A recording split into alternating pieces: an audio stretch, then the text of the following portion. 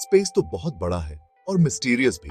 करोड़ों अरबों स्टार्स टिमटिमाते हैं, लेकिन लाइफ के लिए एक स्पेशल जगह की जरूरत थी। एक ऐसा प्लैनेट जहां सब कुछ बैलेंस्ड हो, जहां लाइफ पनप सके। यह प्लैनेट था हमारी पृथ्वी। लगभग 4.6 बिलियन साल पहले हमारा सूर्य सिर्फ डस्ट और गैस का एक घूमता हुआ बादल था। यह बादल अंतरिक्ष में एक विशाल और रहस्यमय संरचना के रूप में मौजूद था, जिसमें अनगिनत छोटे छोटे कण और गैस के अणु थे। धीरे धीरे ग्रेविटी ने इस बादल को सिकोड़ना शुरू कर दिया। यह प्रक्रिया लाखों सालों तक चली, जिसमें गुरुत्वाकर्षण बल ने इस बादल को एकत्रित और संकुचित किया। सेंटर में सूर्य का जन्म हुआ, एक विशाल स्टार जो लाइट और गर्मी से भरपूर था। इस नवजात तारे ने अपने चारों ओर प्रकाश और ऊर्जा का विकिरण करना शुरू कर दिया, जिससे आसपास का क्षेत्र रोशन हो गया। बाकी डस्ट और गैस सूर्य के चारों ओर घूमने लगे। ये कण और गैस सूर्य के चारों ओर एक डिस्क के रूप में व्यवस्थित हो गए, जिसे प्रोटोप्लैनेटरी डिस्क कहा जाता है। छोटे छोटे कण आपस में टकराते और जुड़ते गए। इन टकरावों के परिणाम स्वरूप कण बड़े और अधिक जटिल संरचनाओं में बदलने लगे। धीरे धीरे ये छोटे कण बड़े होते गए, प्लैनेट्स के सीड्स बन गए। इन बीजों ने समय के साथ ग्रहों का रूप धारण कर लिया, जो आज हमारे सौरमंडल का हिस्सा है। शुरुआती पृथ्वी आग का एक गोला थी। ज्वालामुखी फूटते थे और पिघला हुआ लावा बहता था। धीरे धीरे पृथ्वी ठंडी होने लगी। भारी मेटल्स पृथ्वी के सेंटर में चले गए, जिससे उसका कोर बना। हल्की चट्टानें ऊपर उठी और पृथ्वी की सरफेस बनी। सेक्शन 4, जल है तो जीवन है। पृथ्वी ठंडी होती रही और उस पर पानी की बूंदें गिरने लगीं। यह पानी कहां से आया? कॉमेट्स और एस्टेरॉइड्स, जो बर्फ से भरपूर थे, पृथ्वी से टकराए और उस पर पानी की वर्षा की। समय के साथ विशाल महासागरों का निर्माण हुआ। पानी लाइफ के लिए सबसे इंपॉर्टेंट एलिमेंट है।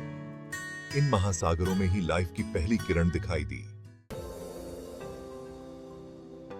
सेक्शन 5, वायु का जादू। वायु, जो हमारे जीवन का एक अभिन्न हिस्सा है, अपने आप में एक अद्भुत रहस्य है। लाइफ के लिए सिर्फ पानी ही काफी नहीं था, एयर की भी जरूरत थी। वायु और पानी का यह अनोखा संगम ही जीवन को संभव बनाता है। शुरुआती पृथ्वी का एटमॉस्फेयर आज के एटमॉस्फेयर से बहुत अलग था। उस समय पृथ्वी की सतह पर ज्वालामुखी फटते रहते थे और वातावरण में गैसों का मिश्रण अलग था। इसमें ऑक्सीजन बहुत कम थी। उस समय का वातावरण जीवन के लिए अनुकूल नहीं था, लेकिन समुद्र में रहने वाले छोटे छोटे जीवों ने फोटोसिंथेसिस के द्वारा ऑक्सीजन बनाना शुरू कर दिया। ये छोटे जीव, जिन्हें हम एल्गी कहते हैं, ने धीरे धीरे वातावरण को बदलना शुरू किया।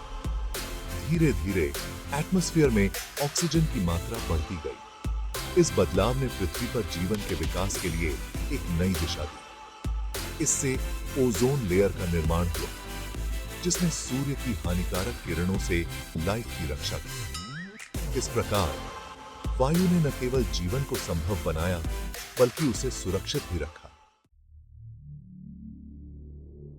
सेक्शन 6, नीला ग्रह, हमारा घर। आज अरबों साल बाद हमारी पृथ्वी एक खूबसूरत नीले प्लैनेट के रूप में जानी जाती है। यह नीला रंग हमारे महासागरों और वायुमंडल की वजह से है, जो इसे अद्वितीय बनाता है। यह लाइफ से भरपूर है। हरे भरे जंगलों, विशाल महासागरों और ऊंचे पहाड़ों से सजा हुआ है। यहाँ की जैव विविधता अद्वितीय है, जो इसे और भी खास बनाती है। यह प्लैनेट अब हमारा घर है और हमें इसकी रक्षा करनी है। हमें यह समझना होगा कि पृथ्वी की सुरक्षा हमारे अस्तित्व के लिए कितनी महत्वपूर्ण है। यह कहानी हमें याद दिलाती है कि हमारी पृथ्वी कितनी अनमोल है। इसके प्राकृतिक संसाधन और सुंदरता हमें प्रेरित करते हैं कि हम इसे संजोएं। हमें इसके प्रति अवेयर रहना होगा और इसके रिसोर्सेज का यूज सोच समझकर करना होगा। हमें सस्टेनेबल प्रैक्टिसेस अपनानी होंगी ताकि आने वाली पीढ़ियां भी इस नीले ग्रह की सुंदरता का आनंद ले सकें।